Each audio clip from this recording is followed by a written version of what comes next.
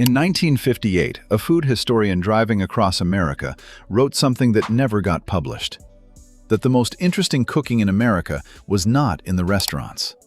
It was in farmhouses, church basements, and small-town diners, and it was completely invisible to anyone who did not know where to look. She was right. And here is what nobody tells you about American regional food. Many of these recipes are remnants of a bygone era, and most of them have vanished so completely that even the grandchildren of the people who made them have stopped remembering the names. Number 1 was served to 1,500 soldiers a day during World War II by a group of volunteer women, and almost nobody outside one small state has ever tasted it. These are 25 meals that built America one state at a time. Subscribe, and let's count them down. Alabama. Turtleback cookies. The small Alabama town of Demopolis kept a secret recipe for decades, and then almost lost it entirely. Traeger's Bakery was where turtlebacks, a golden cookie topped with a hard cinnamon frosting, were born. The original turtleback cookie recipe was lost in a fire in the 90s, a few years after Traeger's was sold.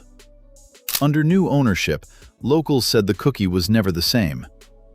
For the people of Demopolis, this was not a small loss. The turtleback cookie was the thing you brought to the table at every gathering, the thing children asked for by name, the thing that was so specific to this one small town that nobody outside a 30-mile radius had ever tasted it. A dozen cookies cost under 50 cents to make in 1965. The cinnamon frosting hardened into a shell that cracked when you bit through it. The cookie underneath was soft and spiced. Since then, sentimental Alabamians have done their best to replicate it. None of them have been able to agree on whether they have succeeded. The original is gone. What remains are the memories and the attempts, which is sometimes all that is left of the best things. Alaska. Stink flipper. Indigenous communities in Alaska know all about old-school food preparation techniques, but fermenting stink flipper is becoming a lost art. The Inuit waste nothing when harvesting seals and other sea mammals. Stink flipper is one example. The severed flippers stored in sacks are buried underground to ferment. Weeks later, they are exhumed and boiled for a delightfully pungent snack. This is one of the oldest food preservation techniques on Earth, developed over centuries by people who understood their environment with a precision that no outside observer has ever fully appreciated.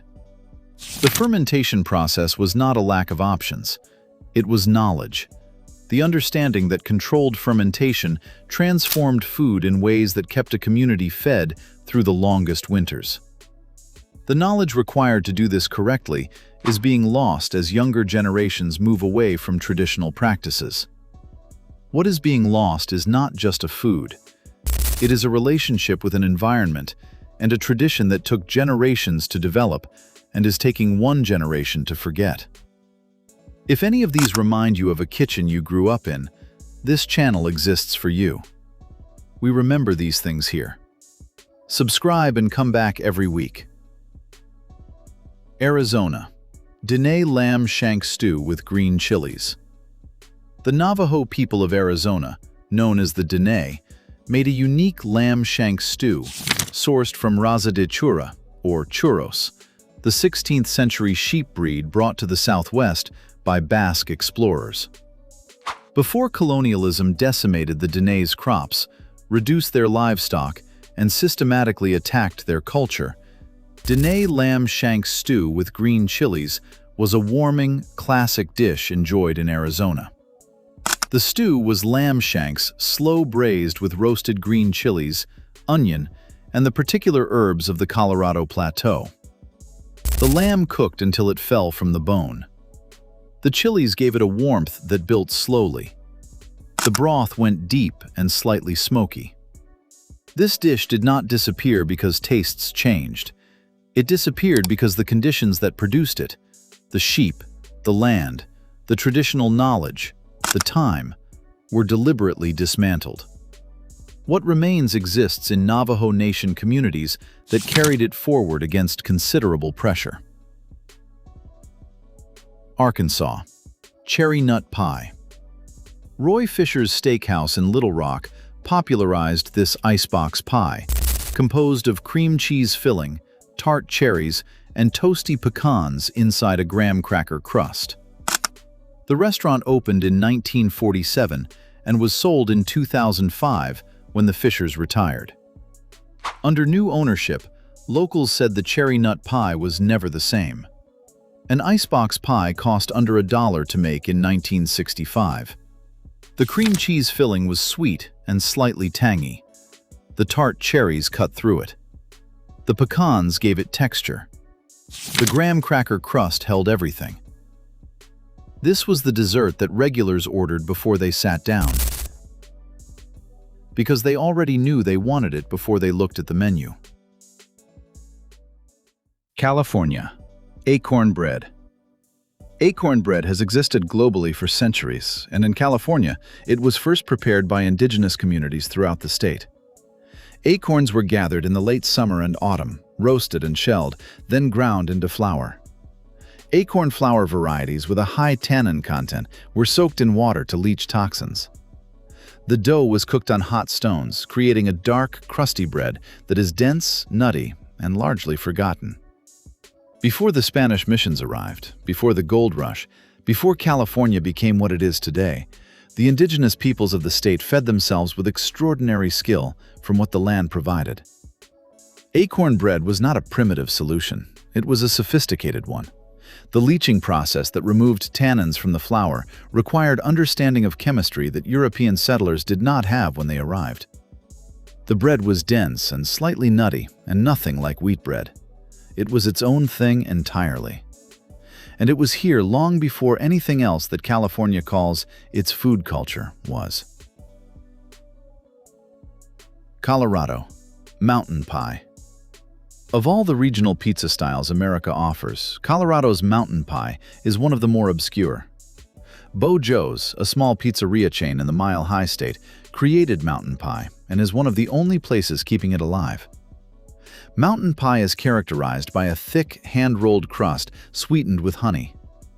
The pizza is designed to hold a lot of toppings, and it does. The largest size weighs 5 pounds. Bo Joe's opened in Idaho Springs, Colorado in 1973, in a ski town where hungry skiers needed something substantial enough to replace the calories they had burned all morning on the mountain. The honey-sweetened thick crust was the answer to that specific problem. The tradition of finishing the leftover crust with honey at the end of the meal, treating it as dessert rather than waste, came from the same logic that built the whole dish. Nothing wasted, everything used. Outside Colorado, almost no one has heard of mountain pie. Inside Colorado, it is regional identity food. It has never needed outside validation and has never received much. Both of those things remain true today. Connecticut. Shad Roe. In early spring, those in the know head to the Connecticut River for a short but sweet shad season. Each year, shad migrate upstream through fresh coastal waterways to spawn. Shad roe, the egg sacs of female shad, have been eaten seasonally in Connecticut for hundreds of years. It is an unusual yet classic seafood dish, but fluctuations in shad migration numbers and a narrow fishing season now make shad roe an elusive delicacy. Shad roe was the first food of spring in Connecticut for centuries. The fishing season lasted only a few weeks, which made it precious.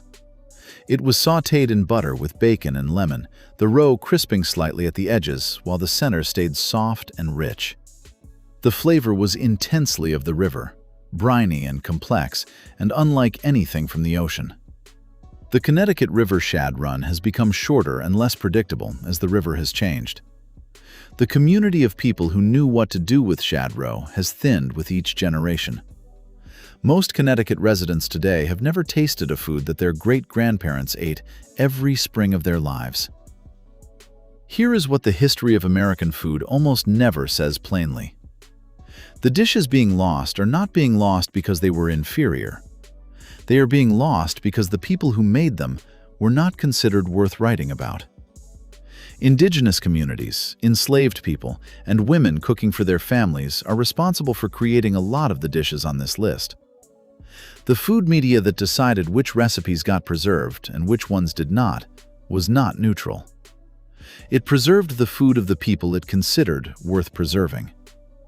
The turtleback cookie from a small Alabama bakery did not get a feature in a national food magazine.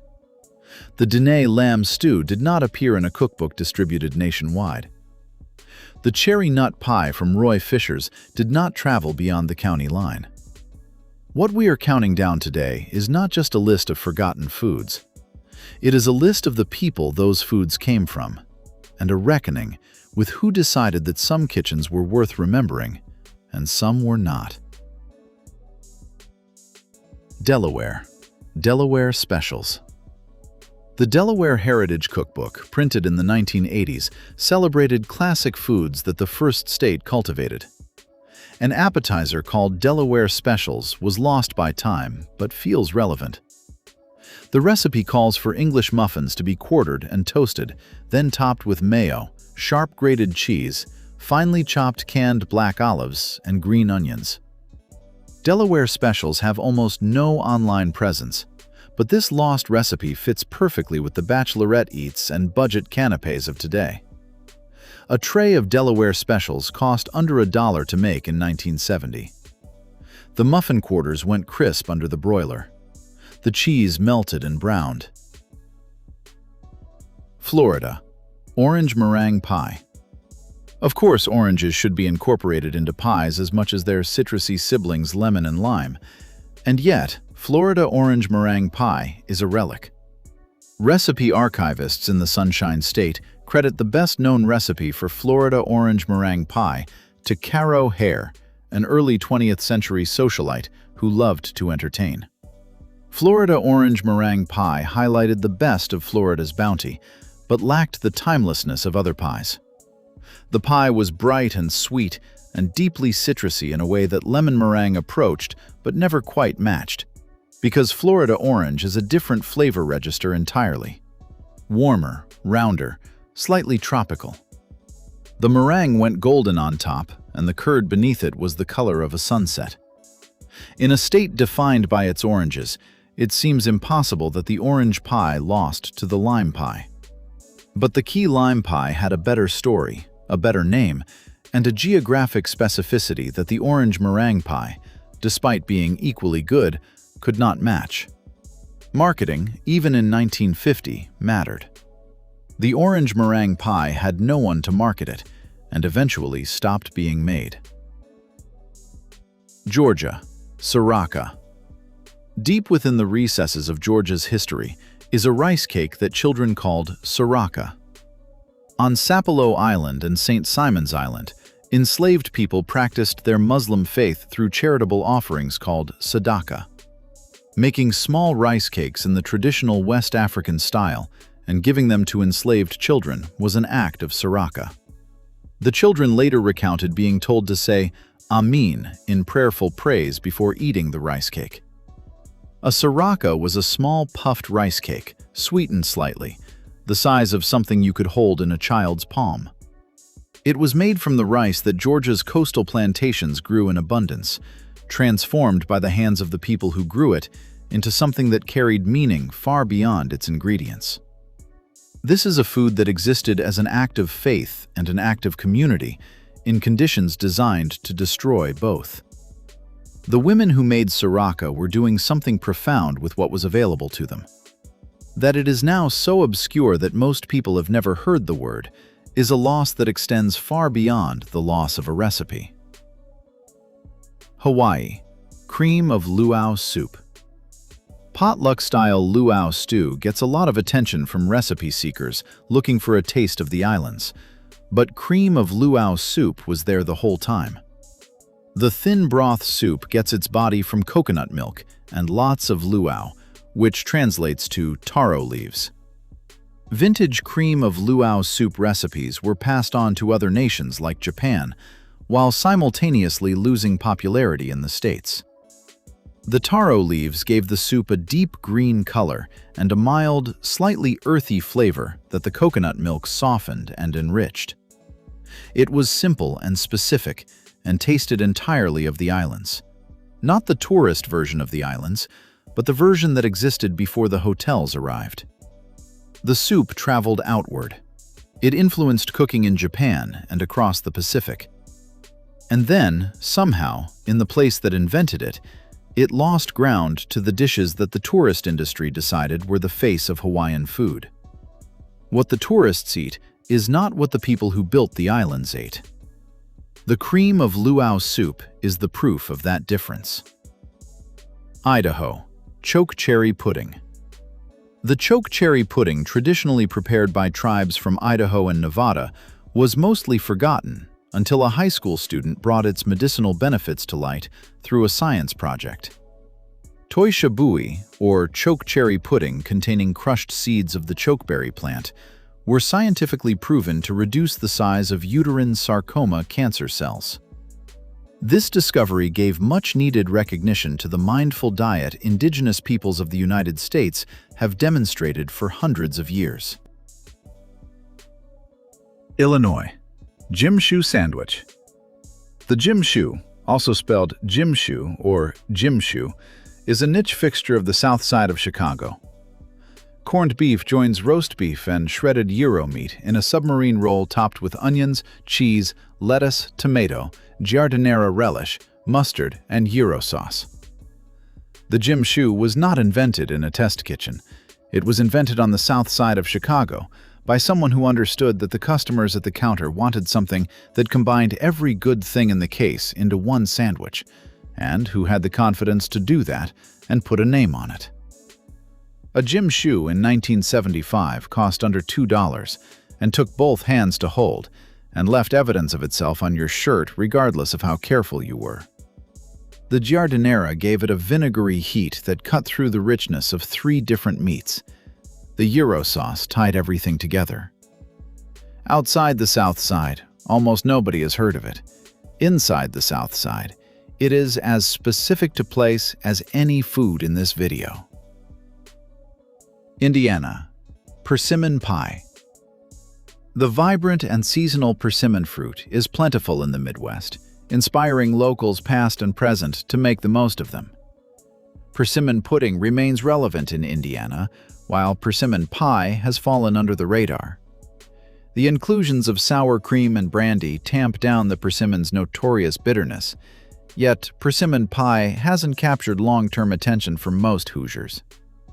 A persimmon pie in 1960 cost under 50 cents to make. The persimmons came from the trees in the yard or the woods at the edge of the property, free if you got there before the deer did. The sour cream and brandy balanced the bitterness that made raw persimmon almost inedible. Baked, the fruit turned sweet and complex and tasted of autumn in a way that apple pie, for all its prominence, never quite managed. The pudding version survived because it was written about. The pie version did not survive because nobody wrote about it. That is the whole story of most things on this list. Iowa, mile-high chiffon pie. Stone's Restaurant was famous in Marshalltown, Iowa, especially for mile-high chiffon pie. Stone's opened in 1887 and closed in the mid-2000s. Anna Stone created mile-high chiffon pie, garnering attention from national magazines in the mid-century. During World War II, Stone's closed temporarily due to rations, but Duncan Hines himself wrote to Anna then, asking her to carry on. The dessert was his favorite. The pie was built from chiffon, gelatin-lightened filling, airy and tall, reaching above the rim of the pie shell in a way that made it look physically improbable on the plate. The flavor was gentle and clean, nothing aggressive, just the quiet sweetness of something made with care. Duncan Hines knew good food. He had eaten in thousands of restaurants across America, and he wrote to Anna Stone during the war to tell her that her pie was worth coming back for. When Stone's finally closed in the mid-2000s, the recipe went with it. The pie that Duncan Hines called his favorite was gone. The restaurant had outlasted him by half a century, but not by much more. Kansas. Chicken borscht. Mennonite communities that settled in Kansas brought traces of their Russian and Eastern European heritage with them. Chicken borscht is a dish that carries ancestral nomenclature and bears a distinctly American appearance. The beet-colored borscht of the Baltic region was reinterpreted by Midwestern Mennonites as a chicken-colored soup full of poultry-forward flavor. Chicken borscht is tough to come by today, yet its comforting properties rival any other soup out there. The Mennonites who arrived in Kansas from Russia in the 1870s planted hard winter wheat in the Kansas prairie and built communities that retained their language and their cooking for generations. Chicken borscht was what happened when Eastern European soup tradition met Midwestern chicken abundance. The beets came out, and the chicken went in, and what remained was a pale, deeply savory soup that tasted of long simmering and specific memory. A pot of chicken borscht cost under $1 in 1965. The chicken flavored the broth completely. The vegetables went soft. The soup was the kind of thing that the families who made it could smell before they entered the house. Kentucky. Shuck beans. Appalachian foods haven't received enough acknowledgement in modern food culture, and shuck beans, also known as shucky beans or leather breeches, are one regional staple that has fallen by the wayside. To conserve the harvest of long beans, crops were dried by being strung up in windows and other arid locations. Rehydrating them often involved cooking them in animal fat, emitting a flavor that Kentuckians say tastes like home. Shuck beans were dried on the vine and strung on thread and hung in the kitchen window through the autumn and winter until they were needed. The drying concentrated the flavor of the bean in a way that no fresh bean could match. Louisiana. Tac-tac popcorn balls. A lesser-known Louisiana classic is boule de tac-tac, a popcorn ball with a rich history in New Orleans. Unlike the baseball-sized popcorn balls most Americans are used to, tac-tac are something you could clutch in your fist. Early tac-tac recipes aren't spherical at all, resembling something more like peanut brittle. What separates tac-tac from your average popcorn ball is nuts. Authentic tac-tac also forgoes the marshmallow and candies popular in popcorn balls today. Tac-tac were sold on the streets of New Orleans for generations by women who carried them in baskets and called out their presence in the French Quarter the way vendors have always called out their presence in market cities. The name came from the sound of the popping corn and the crunch of the nuts in the caramel. A tac-tac cost a nickel in the 1950s. It smelled of hot caramel and roasted peanuts and something slightly smoky from the cooking. It was small enough to eat in 3 bites and sweet enough to satisfy completely. The street vendor tradition that sustained tac-tac disappeared as the French Quarter was transformed for tourism. The thing the tourists found was not what had been there before. Maine. New England boiled dinner.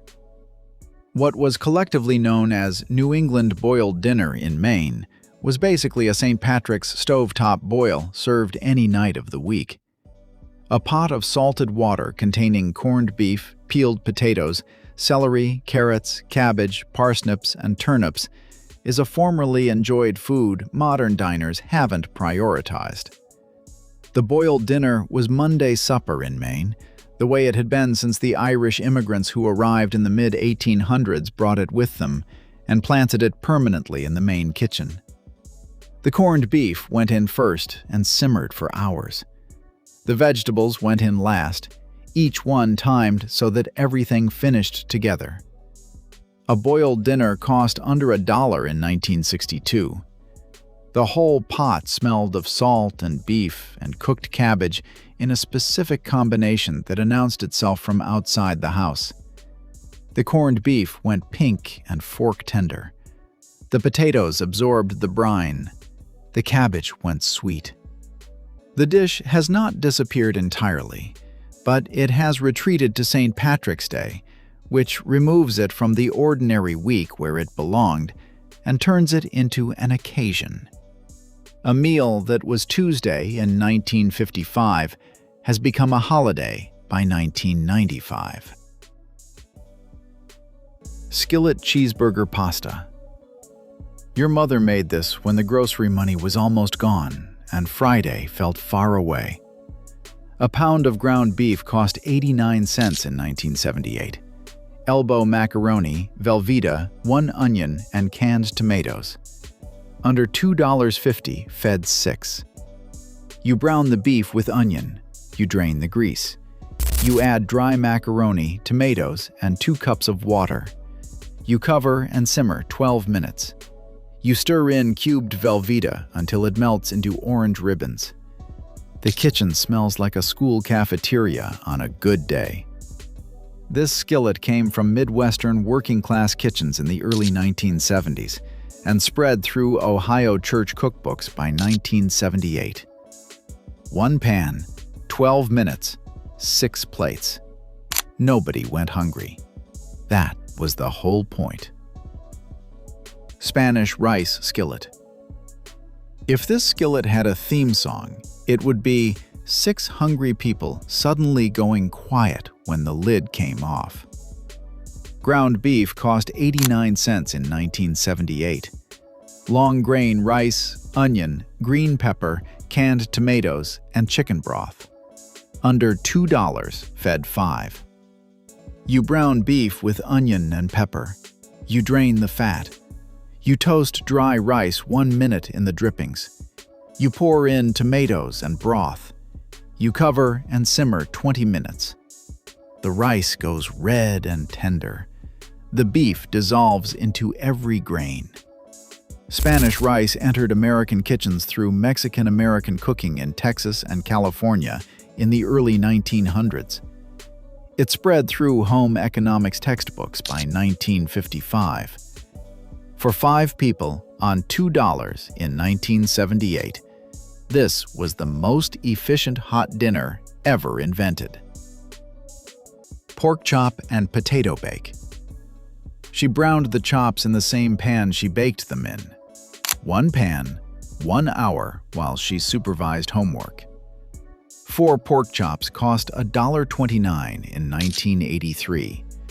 Russet potatoes, 1 onion, cream of chicken soup, and garlic powder. Under $2.50 fed 4. You brown chops hard until golden. You remove them. You layer sliced potatoes and onion in the drippings. You lay chops back on top. Number 19. Here is something nobody says out loud. Your mother was not making one-pan dinners because she loved cooking. She was tired. She had worked 8 hours and stopped at the grocery store with $12 left and the specific exhaustion that has no name. She pulled 1 pan from the cabinet. She made something from almost nothing. That ordinary daily act fed you. It put something warm in front of you every night for 18 years. Kielbasa and sauerkraut skillet. If you grew up with this, the smell of kielbasa hitting hot cast iron is a time machine that works every time. Kielbasa cost $1.19 in 1982. Sauerkraut, 1 onion, brown sugar, and apple cider vinegar. Under $2 fed 4. You slice kielbasa into coins and brown until edges caramelize dark. You add sliced onion and soften it. You dump in sauerkraut. You stir in brown sugar and vinegar. You cover and cook 10 minutes. The kitchen fills with the smell of a Polish butcher shop on a Friday afternoon. Kielbasa and sauerkraut came with Polish and German immigrants in the 1880s. By 1975, it was a Friday staple from Milwaukee to Pittsburgh. 1 pan, 20 minutes. Nobody called twice for dinner. Stuffed pepper skillet. All the flavor of stuffed peppers, None of the oven time. Just a skillet and 25 minutes. Ground beef cost 89 cents in 1984. 2 bell peppers, rice, canned tomatoes, beef broth, and garlic. Under $2.50, fed 5. You brown beef. You add diced peppers and garlic until soft. You stir in dry rice, tomatoes, and broth. You cover and simmer 20 minutes. The peppers go sweet. The rice turns red from the tomato. This came from Polish and Hungarian immigrant kitchens in the Midwest in the 1970s as a faster weeknight version of the traditional baked stuffed pepper. Why did we stop making this? Who decided a $2 skillet dinner was beneath a Tuesday night? Tuna melt, open-faced.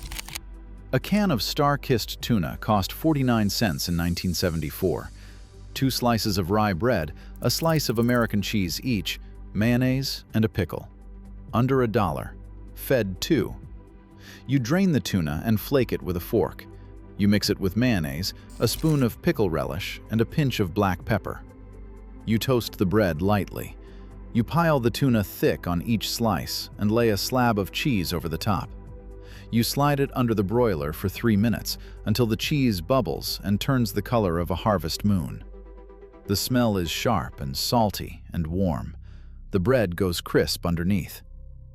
The tuna melt was invented at the Woolworth's lunch counter in Charleston, South Carolina in the 1960s, when a waitress accidentally dropped a tuna salad sandwich onto a grilled cheese. It spread through American diners by 1970. For a Sunday afternoon when the kids are hungry and the budget is tight, this is hot protein on the table in 8 minutes. No shame in that. Tamale pie. A pound of ground beef cost 99 cents in 1974. A can of corn, a can of tomatoes, chili powder, and a cup of cornmeal. Under $2. Fed 6. You brown the beef with a diced onion until the kitchen smells like a border town.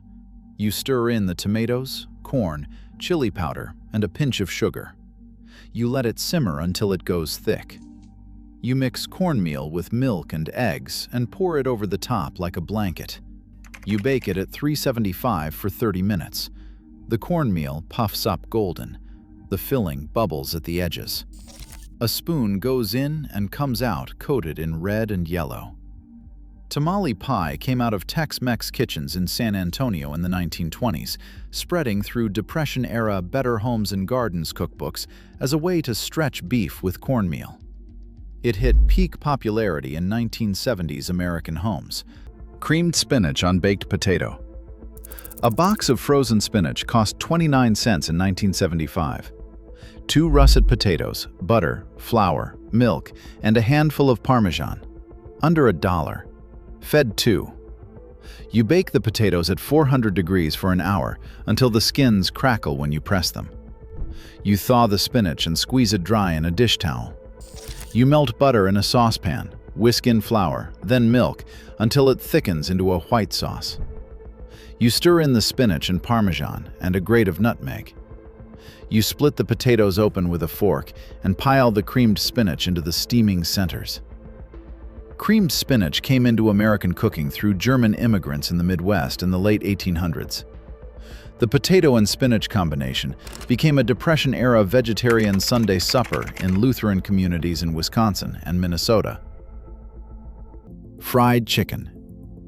A whole chicken cost 69 cents a pound in 1974. Flour, salt, pepper, paprika, and lard or Crisco. Under $4. Fed 6. You cut the chicken into 8 pieces. You soak it in buttermilk for an hour. You shake it in a paper bag full of seasoned flour until every piece is white. You heat 2 inches of Crisco in a cast iron skillet until a pinch of flour sizzles on contact. You lay the chicken in, skin side down. You do not move it for 8 minutes. The kitchen fills with the smell of hot fat and pepper and browning skin. The crust turns the color of an autumn leaf. The juices run clear. Fried chicken in America traces back to West African cooking techniques brought by enslaved people, combined with Scottish frying traditions in the antebellum South. It became the American Sunday dinner after church from the 1920s onward. Hash brown skillet with ground beef. A pound of ground beef cost 99 cents in 1975. A bag of frozen hash browns cost 59 cents. An onion, a green pepper, and a can of tomato sauce. Under $2.